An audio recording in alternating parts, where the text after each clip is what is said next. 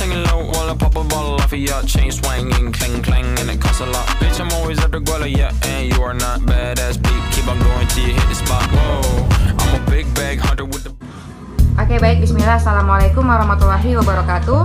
Yang terhormat dosen mata kuliah penelitian kuantitatif Ibu Farida Harahap MSI, yang kami hormati teman-teman sekelas 1 PIPS 4, dan puji syukur atas kehadirat Allah Subhanahu wa Ta'ala, karena Dialah yang telah memberikan kita kesehatan sehingga kita dapat menonton video presentasi dari kelompok 2 ini. Selanjutnya, salawat dan salam tak lupa pula kita hadiahkan kepada junjungan kita Nabi besar Muhammad SAW, yang mana Dialah yang telah membawa kita dari zamannya kebodohan hingga ke zaman sekarang, yaitu ke zaman kepintaran. Oke, baik, pada hari ini kelompok 2 akan menjelaskan tentang identifikasi rumusan masalah, penentuan masalah, dan pemecahannya dalam penelitian kuantitatif. Oke, sebelumnya izinkan saya memperkenalkan diri anggota kelompok kami, yaitu pertama ada Alia Fadila sebagai pemateri pertama, dan saya sendiri selaku moderator yang akan menjelaskan materi kedua. Assalamualaikum warahmatullahi wabarakatuh. Saya Alia Fadila, NIM 0309193115 dari Prodi Pendidikan Ilmu Pengetahuan Sosial 4 semester 7. Saya sebagai materi pertama, di sini saya akan menjelaskan mengenai pengertian metode penelitian kuantitatif. Metode penelitian kuantitatif dapat diartikan sebagai metode penelitian yang berdasarkan pada filsafat positivisme, digunakan untuk meneliti pada populasi atau sampel tertentu. Pengumpulan data yang menggunakan instrumen penelitian, analisis, dan bersifat kuantitatif atau statistik, dengan tujuan untuk menguji hipotesis yang telah ditetapkan.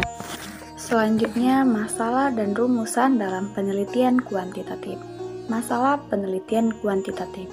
Menurut Notoat Mojo, masalah penelitian secara umum dapat diartikan sebagai sesuatu kesenjangan antara yang seharusnya dengan apa yang terjadi tentang sesuatu hal, atau antara kenyataan yang ada, atau terjadi dengan yang seharusnya ada, atau terjadi, serta antara harapan dan kenyataan.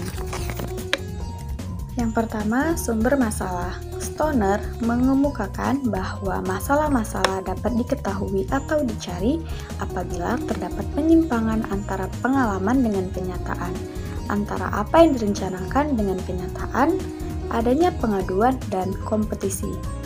Ada masalah dapat terjadi karena ada beberapa faktor, misalnya yang pertama, terdapat penyimpangan antara pengalaman dengan kenyataan.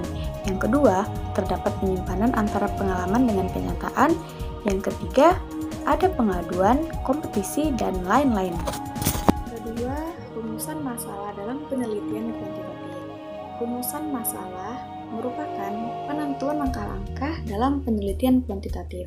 Misalnya, yang diperoleh peneliti harus dirumuskan dengan jelas, sehingga peneliti mengetahui secara tepat variabel apa yang akan diukur dan apakah ada alat-alat ukur yang sesuai untuk memecahkan masalah penelitian. Oke, baik, selanjutnya saya akan menjelaskan tentang kriteria dalam mengidentifikasi masalah penelitian kuantitatif. Nah, masalah yang diteliti dalam penelitian kuantitatif harus memiliki beberapa kriteria. Menurut Kasirah Muhammad, masalah dapat dibedakan menjadi beberapa macam, yaitu antara lain masalah deskriptif. Masalah deskriptif yaitu apabila kejadian belum jelas dan belum bisa digambarkan atau dilukiskan dengan gambling fenomenanya. Selanjutnya, masalah fungsional. Nah, masalah fungsional terjadi bila kita dihadapkan pada pilihan mana yang lebih baik dari dua alternatif. Nah, selanjutnya masalah asosiatif. Masalah asosiatif ialah suatu permasalahan yang berhubungan dengan adanya hubungan dua variabel atau lebih. Selanjutnya, menemukan masalah dan pemecahan masalah dalam penelitian kuantitatif. Yang pertama, menemukan masalah. Beberapa sumber masalah dalam penelitian kuantitatif dapat dijadikan sebagai bahan untuk memperoleh ide atau pertimbangan penentuan topik masalah.